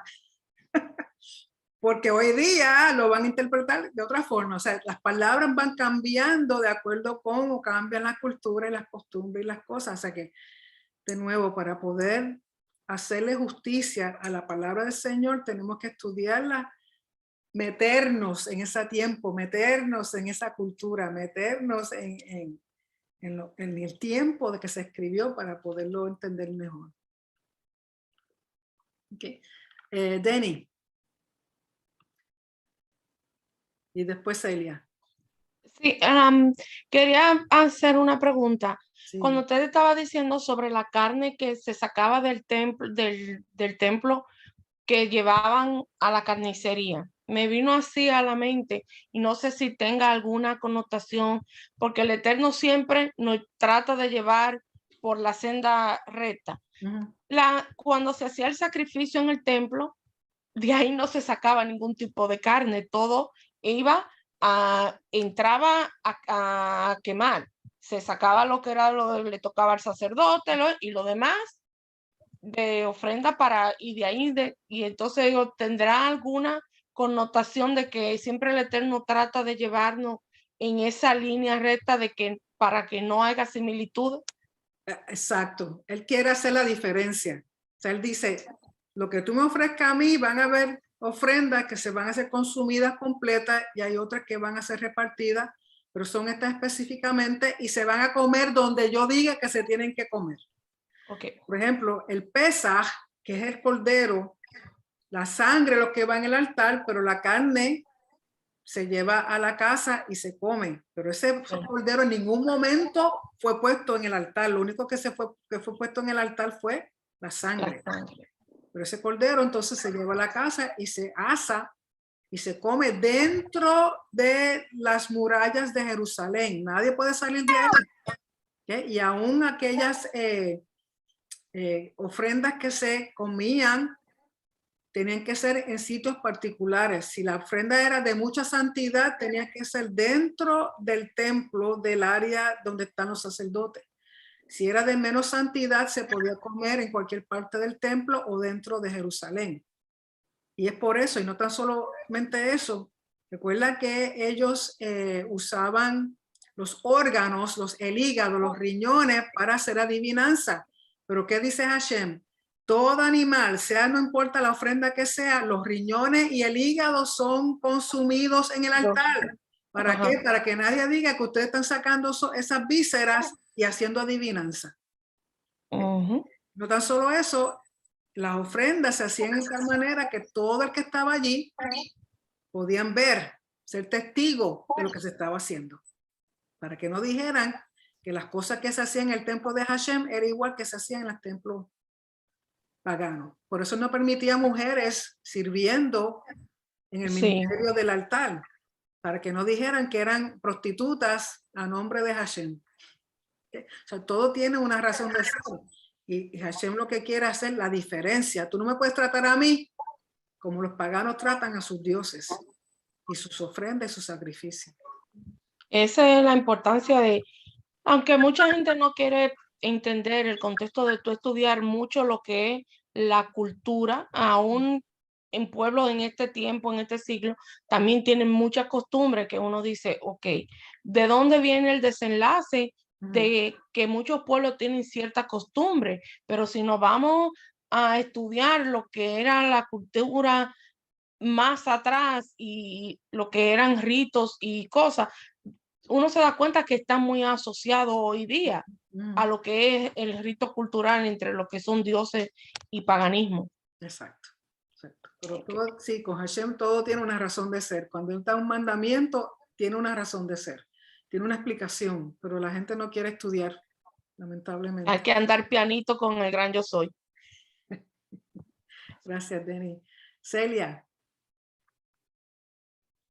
Shalom. Shalom.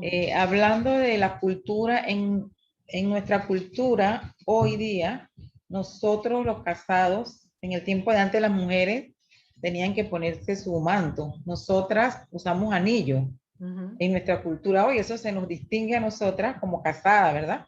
Sí. También usted estaba hablando de cuando comían esos sacrificios, esa comida sacrificada, dice que se reclinaban. Y los de estatus grande, ¿no? Entonces yo pensando que nosotros cuando se come el Pesaj en la fecha de la La fiesta del Pesa también es inclinado. ¿Qué relación hay? La relación es para dejarnos saber. Recuerda que cuando se hace el primer Pesaj, el pueblo de Israel era esclavo. Entonces Hashem, para dejarles saber, ustedes se van a reclinar porque ya ustedes no son esclavos, ya ustedes son hijos del rey. Ya ustedes pertenecen al reino. No se miren ni se vean como esclavos. Ya ustedes han subido de estatus. Yo les estoy dando honor. Yo les estoy dando una posición de parte del reino. Entonces, cuando se inclinan, se reclinan a comer, están mostrando que ya dejaron de ser esclavos. Aún en eso, el Señor, el Padre con nosotros es tan bueno. Pastor Jesús. Pastora, para que no toque el tema de pureza moral y pureza ritual. Que la pureza ritual tiene que ver con los ritos que se hacen en el templo. ¿Okay? O sea, cuando se va a hacer algo en el templo, uno tiene que estar en un estado de pureza ritual. Ritual tiene que ver con los ritos que se hacen en el templo. Por ejemplo, una mujer que esté con menstruación no puede participar de ningún rito dentro del templo porque su menstruación la hace ritualmente impura. ¿Okay? Un ejemplo. O un varón que tenga secreciones de su genitalia tampoco puede entrar hasta que se haga un mikvah y después al otro día, pero hasta el atardecer, entonces queda limpio ritualmente. O sea, cuando habla de impureza ritual es con referencia a lo que se hacía en el templo. Impureza moral tiene que ver con moralmente lo que uno hace. Uno es impuro moralmente si comete adulterio, si comete incesto, si comete fornicación, si mata, si hace algo que el Señor está prohibido en términos de moral, de nuestro carácter como individuo, de lo que la sociedad considera moralmente aceptado. ¿Okay? De nuevo, eso tiene que ver, si uno mira a las sociedades, muchos basan lo moral e inmoral en base a la cultura, pero con Hashem es con respecto a lo que dice la Torah. O sea que las impurezas morales son las cosas que salen de nuestro corazón, mientras que las impurezas rituales tienen que ver más bien con cosas físicas, con lo externo. Si tengo lepra o si tengo alguna enfermedad o si estoy acabo de tener un muchachito, el derrame de sangre, cosas así, pues tiene que ver con impureza ritual, ritos asociados con el templo, no podemos participar si estamos ritualmente impuros, mientras que lo moral tiene que ver con nuestro carácter, con nuestro corazón, como individuos, en las cosas que hacemos en la comunidad, en la sociedad. Por ejemplo, como dije, adulterio, fornicación, cosas así, que es lo moral, lo que se entiende como moral dentro de la sociedad. No sé si eso te ayudó o no. Amén, sí, porque ahí Pablo estaba haciendo también ese contraste, porque también habían grupos que querían establecer como que lo primordial era lo ritual, y como explica el hermano Rico, y querían ponerlo moral como después, que lo más importante era lo ritual, pero lo ritual tenía que ver con la conexión del templo. Exacto. Y ellos estaban fuera de la tierra de Israel. Y Pablo hacía el énfasis que era lo que está dentro. Mis acciones, mis actitudes, lo que Hashem demandaba de parte de él en sus palabras. Que es lo mismo que decía Yeshua, porque Yeshua le peleaba con ellos de que, ay, ustedes se fijan que si me lavé o no me lavé las manos, y ustedes son como sepulcros blanqueados, por fuera muy limpios y por dentro están llenos de huesos impuros. O sea, de nuevo, es lo mismo, o sea, se fijaban les daban más importancia a los ritos y no a las actitudes y las acciones del corazón. Recuerden que tiene que ser un balance, no es una cosa o la otra, es todo en conjunto, todo es nuestro ser. Sobre todo cuando nos vamos a presentar ante el Padre, porque por fuera nos podemos ver muy ritualmente puros, Pero si mi corazón está lleno de adulterio, está lleno de mentiras, está lleno de falsedad, está lleno de fornicación, está lleno, ¿de qué sirve? Por eso Yeshua tenía el conflicto que tenía con los líderes religiosos, porque ellos se veían muy santos, pero como él le dijo, sepulcros blanqueados, le dijo hasta víbora, y la víbora es un reptil impuro, no limpio, no es aceptado en el templo. O sea, él finamente los insultaba.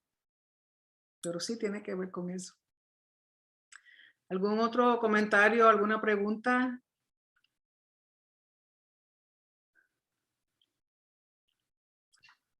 De nuevo el trasfondo. Sí. Cuando Pablo habla sobre la cena del Señor, ¿a qué se refería cuando hablaba de indignamente tomar la cena del Señor? Porque lo estaban haciendo como estaban acostumbrados a hacerlo en los banquetes de los templos paganos, que entraban y su enfoque era comer, era lo físico, era hartarse, llenarse la boca de los mejores pedazos y no considerar los demás, sobre todo aquellos que eran de clase social más baja. O sea, se sentaban como si fuera un banquete a lo que estaban acostumbrados. Y él dice, esto no es un banquete de como se hacen en los templos, esto aquí estamos celebrando algo muy importante por lo que representa. Y ustedes tienen que, si tienen mucha hambre, pues mire, comen en su casa, pero no lleguen aquí a arrasar con lo que hay y no dejarle a los demás. O sea, no podemos tratar esto como cualquier otra cosa. Esto tiene su significado importante en el sentido espiritual y físico porque lo que representa. A eso se refiere, porque recuerda que habían separación de las clases sociales y todavía cargaban con eso. Eso todavía estaba causando divisiones en las congregaciones. Entonces Pablo dice que eso no es así. Tú no puedes tratar la cena del Señor, el Pesaj, como si fuera cualquier otro banquete o cualquier otra. O sea, hay que respetar. Y si tienen hambre, pues mira, coman en su casa primero, después vengan. No vengan a sentarse como si y arrasar con todo y no pensar en las demás personas que quizás están llegando más tarde o son pobres o sea, es para todos. No es cuestión de darle prioridad a un grupo y a otro no. Eso es ser indigno porque no están considerando a los demás, no está considerando la festividad como tal. Es una cosa vergonzosa a los ojos del Señor. O sea, no puedes tratar lo que representa el cuerpo y la sangre del Mesías como si fuera cualquier otra comida. A eso se refiere Pablo. ¿Alguna otra pregunta? Sí, Pastor José González, tiene que abrir su micrófono.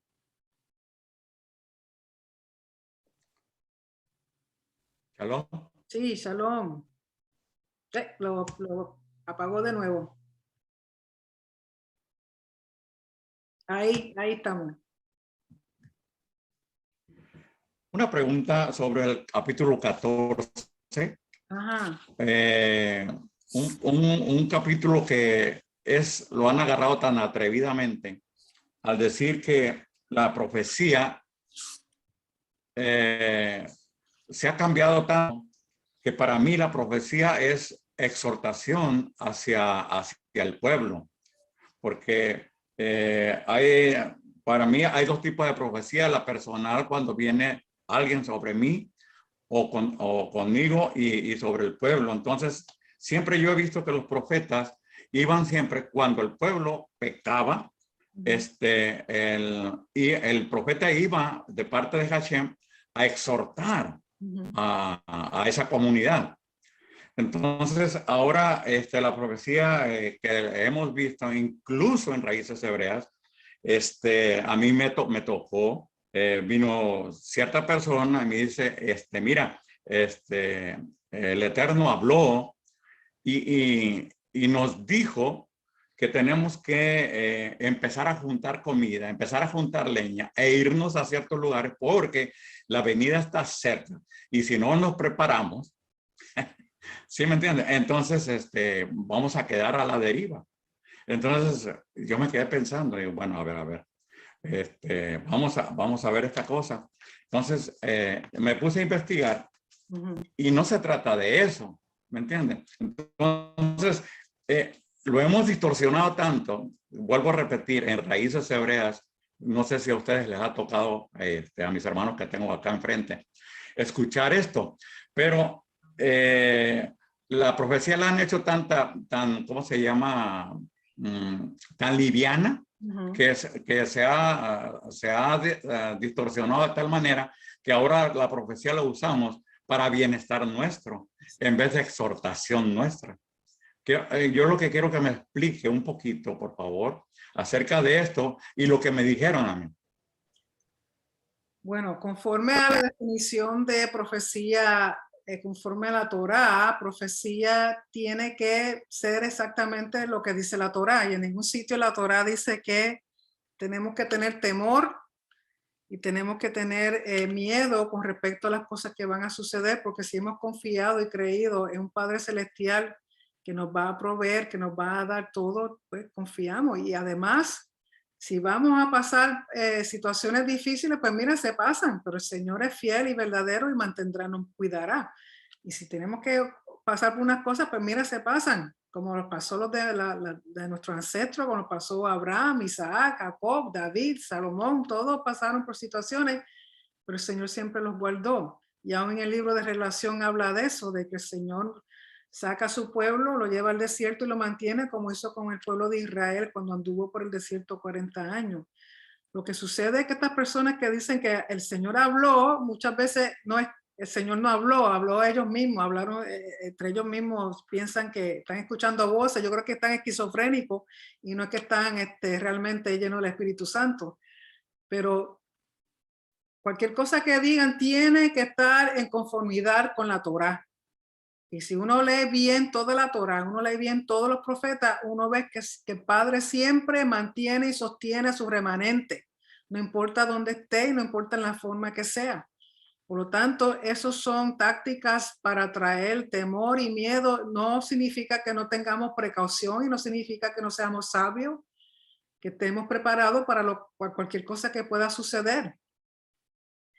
Pero no es, en la forma que lo están haciendo, no es la correcta y dudo muchísimo que sea palabra profética del Señor, de parte del Señor con respecto a estas cosas.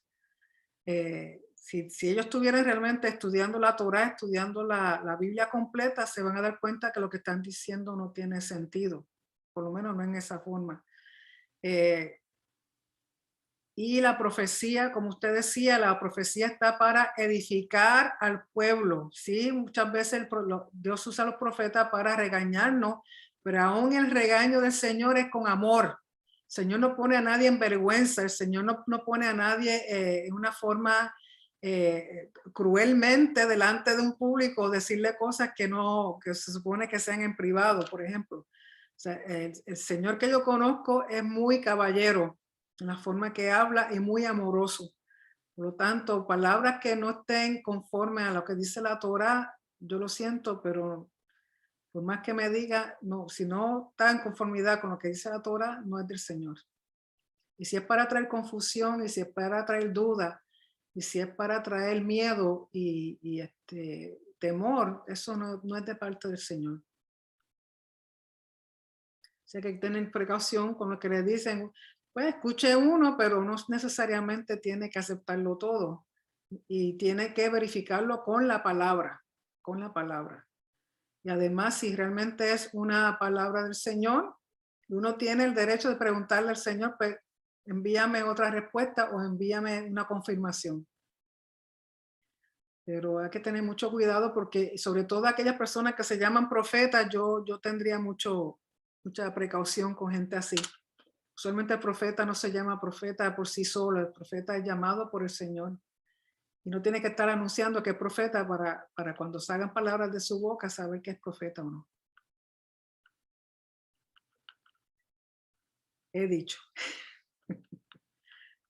¿Alguna otra pregunta? Pastora, Sí. y referente a eso mismo de la profecía, ahí mismo también violenta un mandamiento de no tomar el nombre del Eterno en vano.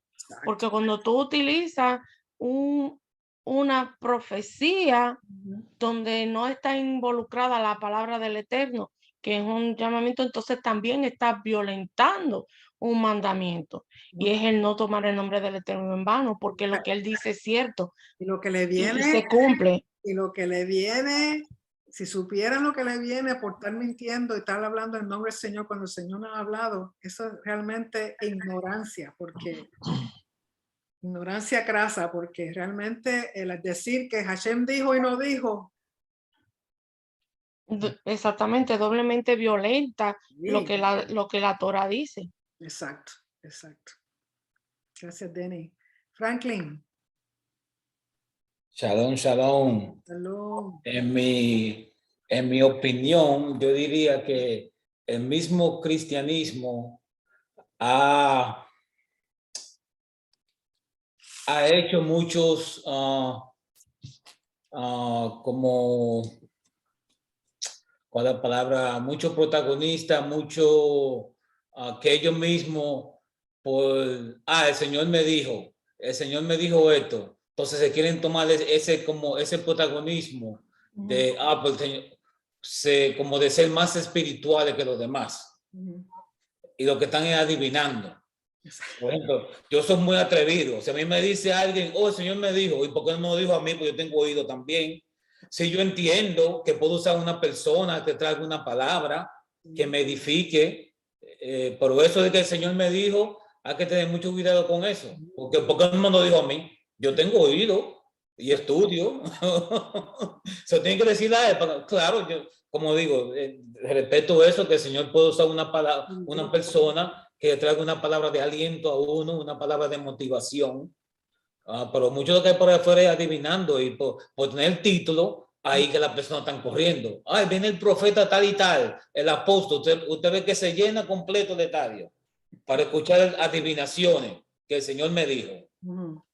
Exacto. Hay que tener mucho cuidado, mi gente. Por eso hay que estudiar y madurar, y porque sobre todo en estos días, el mismo Yeshua dijo, vendrán muchos en mi nombre, dirán esto y aquello y lo otro. Hay que conocer la palabra, hay que conocerla y entenderla para que no seamos engañados, porque lamentablemente hay personas que se dejan engañar, o sea, no saben bien, son inocentes y son engañados. Por lo tanto, por eso hay que estudiar, hay que estudiar, hay que estudiar. Pastora Mari. Shalom. Shalom. Añadiendo un poquito en el tema de la profecía, yo creo que hay 3 requisitos básicos para lo que es evaluar una palabra de estas. Viene a exhortar, a edificar o a consolar. Exacto. Realmente una persona que realmente Dios usa gente genuina en este tiempo. Pero la persona realmente tiene que cumplir, ¿verdad? Llamar al pueblo a hacer teshuva, vuelvan a la Torah, volveo a Hashem. Exacto. No me venga a venir a estar diciéndome cosas a mí y mi vida está como quiera y no me dice que vuelva mi corazón a la Torah o que vuelva de mis malos caminos. Exacto. Con eso quería dejar. Gracias. Es verdad, así es. Si la palabra misma nos dice lo que es profético, lo que es aceptable y lo que no es aceptable, pero de nuevo hay que estudiar, hay que estudiar. Sí, Pastor José. ¿No? Denny. Shalom. Shalom. Sí, no, yo quería agregar, decir que si observamos todos los profetas y las profecías, 99% eran simplemente para que volvieran a la Torá, para que volvieran al Señor. Exacto. Inclusive las profecías personales que Dios le daba a un hombre determinado era para arrepentimiento y que volviera a Él. Simplemente agregando. Gracias, Víctor, gracias. Sí. Pastor González, José González, ¿usted tiene algo más que decir?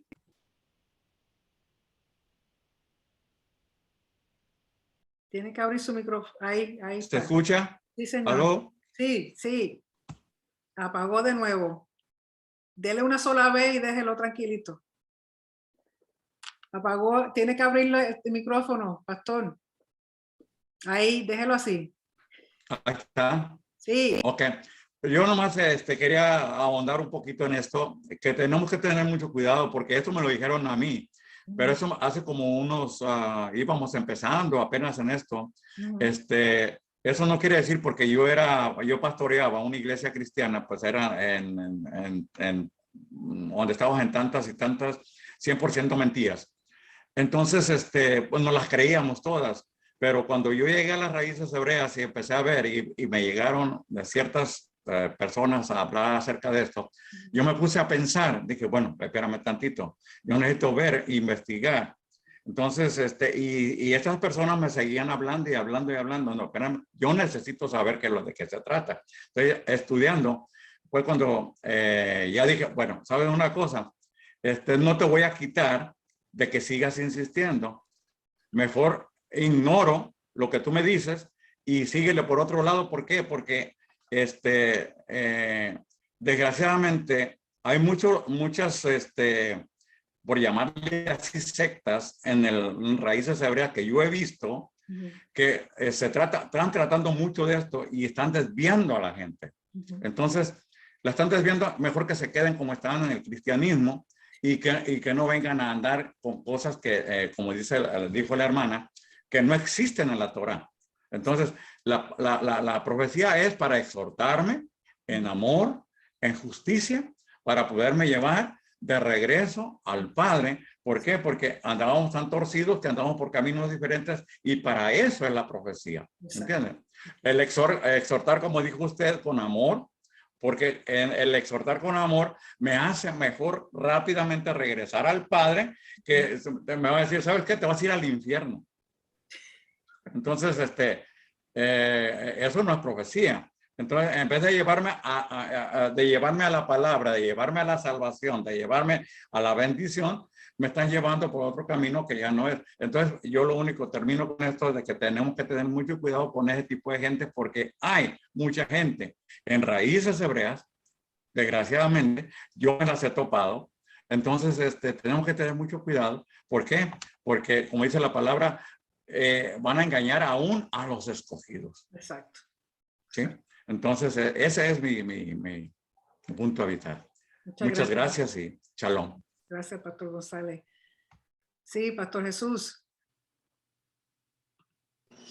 Con relación al tema de la profecía, cuando vemos en la Biblia, cuando un profeta llegaba de parte del Eterno a un lugar, el pueblo temblaba. Hasta el mismo rey temblaba, porque un profeta representaba en aquellos tiempos, representaba al Todopoderoso y siempre traía una palabra para hacer volver al pueblo. Y siempre aquel profeta siempre iba al líder, siempre iba a la cabeza, para que él como líder se encargara de llevar al pueblo en pos de la dirección correcta. Pero ahora en nuestro tiempo, cuando un profeta llega, todo el mundo hace fila, porque viene carro, viene de la casa. El que no tiene pelo le va a salir pelo. Cuidado. Exacto, o sea, sí lo han tomado muy liviano y no es así. De nuevo, por eso hay que conocer la palabra, porque para cuando venga la mentira, usted sabe reconocer la diferencia. Pero si la gente no estudia y no escuchan a verdaderos maestros, que lo que le va a dar es verdadero alimento, cuando venga el problema, entonces sí es verdad. Marcela. No, pastora, escuchando que todo lo que están diciendo, todo nos lleva como al caos y al orden. Si salimos de un caos, que nos han llevado a un caos, tenemos que regresar a ese orden de estudiar la palabra en su contexto. Y yo creo que le debemos de dar gracias a Dios por usted, pastora, porque nos enseña, nos instruye, nos permite ir más allá en el conocimiento. Y yo creo que los que estamos acá es porque siempre hemos como visto más allá de lo que nos habla el pastor, de lo que viene el profeta y dice, y viendo como todo Corintios es igual lo que estamos viviendo hoy en día. O sea, como dice, la misma ratica con diferente vestido, pero es lo mismo, o sea, es igual. Entonces yo digo que es nosotros como creyentes ir caminando en sabiduría. Por ejemplo, me impacta mucho como las divisiones que habían entre los mismos creyentes. Y es lo que vemos hoy en día incluso en las raíces hebreas, como habla el pastor, o sea, ¿quién es más? ¿Quién tiene la verdad? No, la verdad está en la Torá, o sea, como dice la pastora, si está en la palabra, créalo, si no, no crea nada, ni a mí ni al que le hable de lo que no está en la Torá. Entonces, volvemos como en ese caos, pero como dice la pastora, tenemos que ir a un orden. Y ese orden nos lo da Hashem por medio de todas las oraciones. Sí, a veces es complejo para uno. Yo siempre digo, es desmontar todo lo que nos han enseñado y volver otra vez.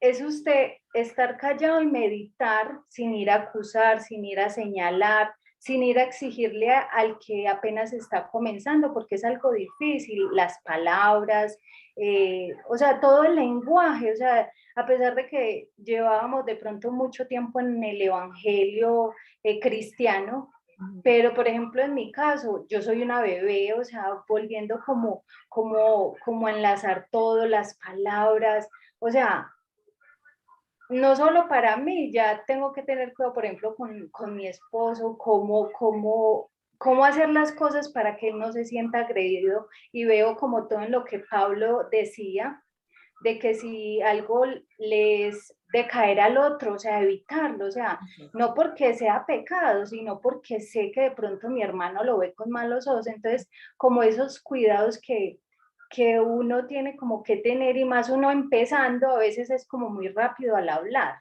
o nos vamos creyendo de que ya sabemos muchas palabras, muchas cosas, y a veces llevamos al otro como que, bueno, y eso está como muy complicado para uno caminar en estos nuevos principios. Entonces, yo digo que la clave, como dice la pastora, es ir a ese orden, y es la Torá, y que todo lo que nos hablen, gloria al Padre que tenemos internet, y podemos investigar, podemos mirar versiones, podemos estudiar. Entonces, de verdad que vemos como lo mismo, pero es maravilloso, pastor, y gracias, de verdad que usted nos permite ver un panorama extenso, o sea, a pesar de que, o sea, yo era una de las que a mí me hablaban y yo meditaba. Yo tengo que poco de Biblia, mi esposo decía que una era para que una roja que tenéis, que para juzgarlo,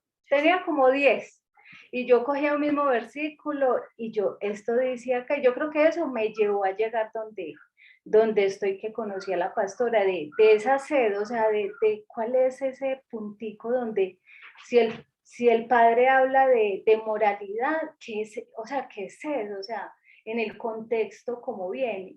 Y yo creo que esa paciencia, es ir investigando, me ha llevado no solo como, no de uno tener conocimiento, sino conocer de que uno está errado en muchas cosas, y de tener como paciencia, incluso hasta con mi esposo, que uno dice, Dios mío, antes entre más callo, mucho más sabia soy, porque uno antes era muy rápido al hablar.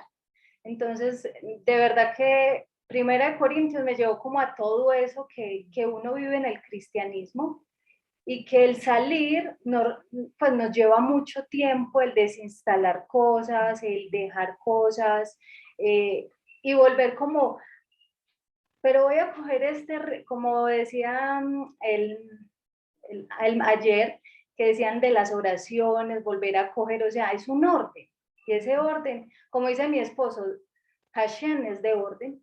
Él me dice, mi amor, para usted lograr las cosas, tiene que ser como Hashem, tiene que ser en orden todo. Y yo creo que esa es la clave. Y gracias, pastora, de verdad, muy agradecida. Gracias a ti, gracias, Marcela. Isa. Sí, pastora, gracias. Mi pregunta es acerca de los dones. Que se mencionan varios dones, de profecía, de enseñar, etcétera. Nosotros como creyentes, ¿los podemos tener todos o nada más algunos? Es que, bueno, me he encontrado con personas que dicen, no, es que yo no tengo ese don, así que no te puedo ayudar. O sea, ¿los podemos tener todos o los escogemos o nos dan unos cuantos? Los dones son regalos de parte del Padre por medio de su Espíritu Santo. Por lo tanto, a Él le corresponde dar los dones a quien Él quiere y como Él quiera. Puede darte todos los dones, o puede darte uno, o puede darte ninguno.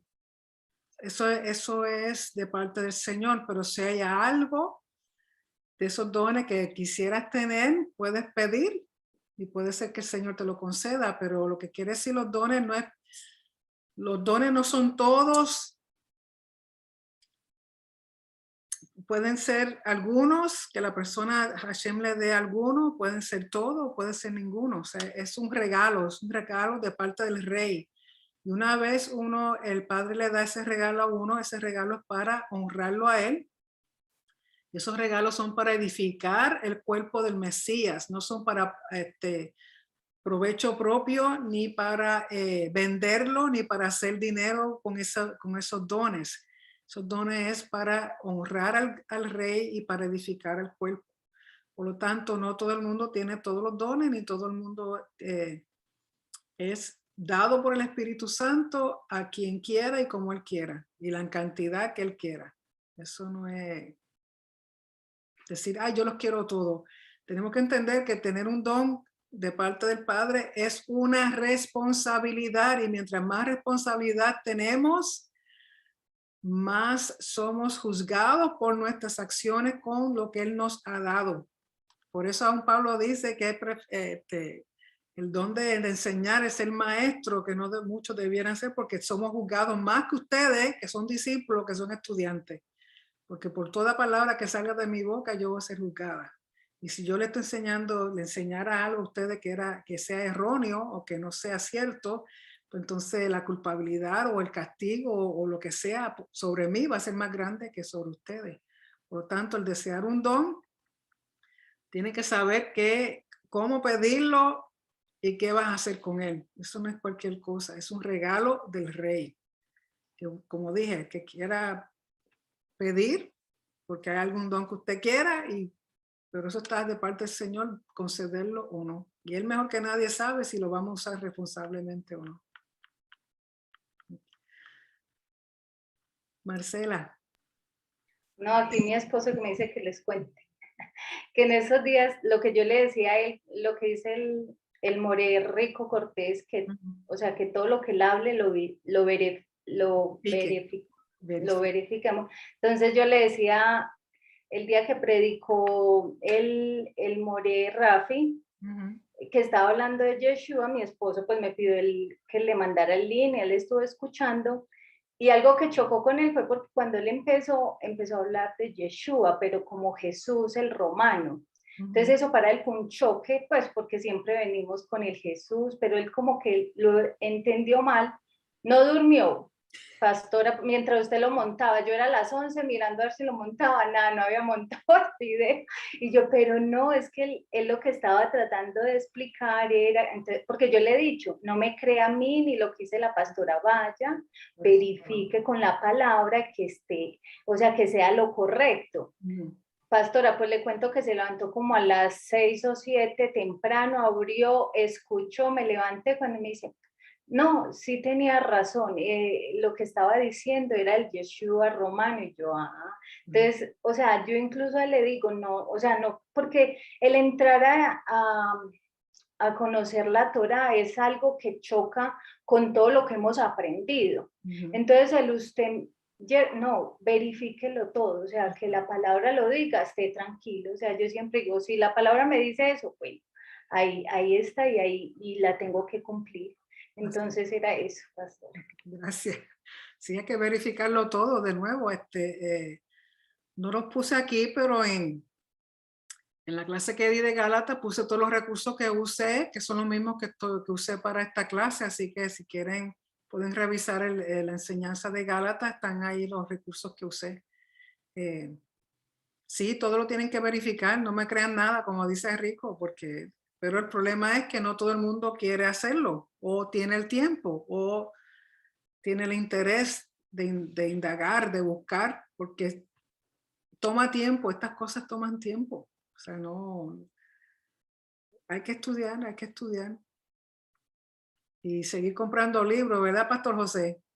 Ya yo tengo el cuarto, ya no encuentro dónde poner más libros.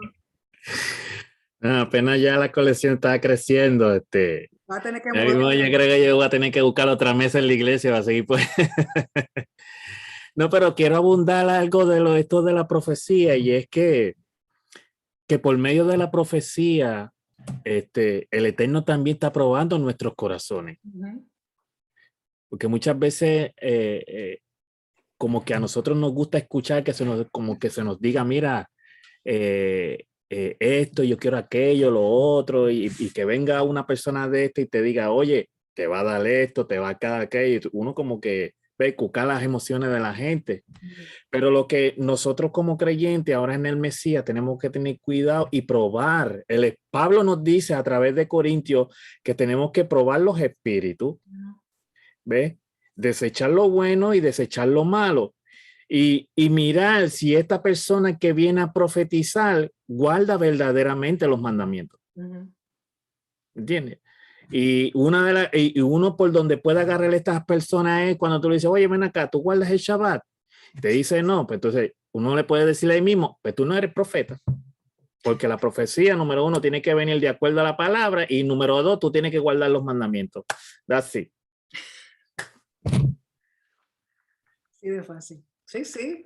Hay que tener para el Señor hay que ser valiente y decirle en la cara a la gente la verdad. Si te lo aceptan bien y si no, sí. si son humildes, desean aprender y cambiar. Pero si no le interesa porque le quitaste el jueguito, pues entonces no van a... Y Yeshua les dijo cuando aquellos todos comenzaron a irse, porque él comenzó como decirle, a meterles con el marrón. Él que le dijo a los discípulos, ¿y ustedes también se quieren ir? Exacto. La puerta está abierta. Sí, porque eso lo vemos, que hay personas que se van detrás, llegan, mencionan a fulano y ya tú ves la gente detrás de esa persona, sin saber qué es lo que se está moviendo detrás de todo eso. Exacto. Muchas veces para promover como el mensaje de prosperidad y todas esas cosas. Y de nuevo, si no se alinea con la Torá, ni escuche. Gracias, Pastor José. ¿Alguien más? Bueno, jóvenes, ya llevamos 2 horas. Así que el próximo miércoles es Corintios, la segunda carta de Corintios, que va a ser, o sea, ya tenemos el contexto cultural con Corintios. Entonces, Pablo en la segunda carta va a hablar de otras cositas. Así que léanlo, lean la carta completa, repasen lo que dije de la cultura, del contexto cultural de Corinto, para que entonces pueda relacionar más lo que está hablando Pablo. Denny, dime. Oh, no, se me abrió sin querer el micrófono. Tranquila. Y ella, como dice, entre Biblias y libros, vamos a llegar al techo. Y como dice una amiga mía, tú prefieres mejor leer que tener una conversación conmigo. Pero no, shalom para todos. Shalom, Denny, gracias. Sí, ya no me quedan sitio para ponerle librero, así que déjame ver qué hacemos. Puede que ponerle otro piso a la casa. Anyway. Así que, jóvenes, muchas gracias por estar con nosotros. Gracias por sus comentarios, por sus preguntas. Siempre son muy buenas. Recuerden que ya el miércoles próximo, Dios mediante, estaremos hablando sobre la segunda carta de Pablo a Corintios. Repasen lo que dije de la cultura, el contexto cultural, y léanse la carta completa para que entonces, si están teniendo alguna pregunta, la pueden ir anotando y la discutimos la próxima vez, Dios mediante. Así que muchas gracias de nuevo. Se me cuidan, los quiero mucho. Nos vemos en el Shabbat, Dios mediante. Así que muchas bendiciones, que descansen. Franklin, dime. Pastor, usted dice que no sabe dónde poner los libros. Yo acepto donaciones. Está bien, gracias. Y aquellos que están, que son locales, recuerden que el sábado tenemos una actividad para proveerle a los desamparados comida, ropa, recortes, hacer una serie de cosas el sábado. Así que los que están disponibles estaremos tempranito en Tampa para hacer eso. Y aquí está el Pastor José enseñando sus libros. Está como rico, ¿ah? Pastor, estése tranquilo, por favor, que aquí tengo un vigilante. Guárdalo, muchachos, guárdalo. Ya no es más físico, es todo digital ahora. Sí, pero a mí, fíjate, lo digital no me gusta porque a mí me gusta hacer marquitas y escribir y ponerle diferentes colores, así que... Exacto, Sí. exacto. La materia está creciendo, la materia está creciendo. No soy muy digital en ese sentido, pero me gusta hacer muñequitos, escribir y poner colores y cosas. Así que, de nuevo, gracias jóvenes, sean muy bendecidos. Espero que Shalom, shalom. hayan aprendido algo, que les ayude y nos vemos la próxima vez, Dios mediante. Shalom. Shalom. Shalom, shalom, muchas gracias, pastora. Andrés. Shalom. Shalom, shalom, shalom. Shalom. Ok, así que Shalom. ya mismo subo el Shalom. video.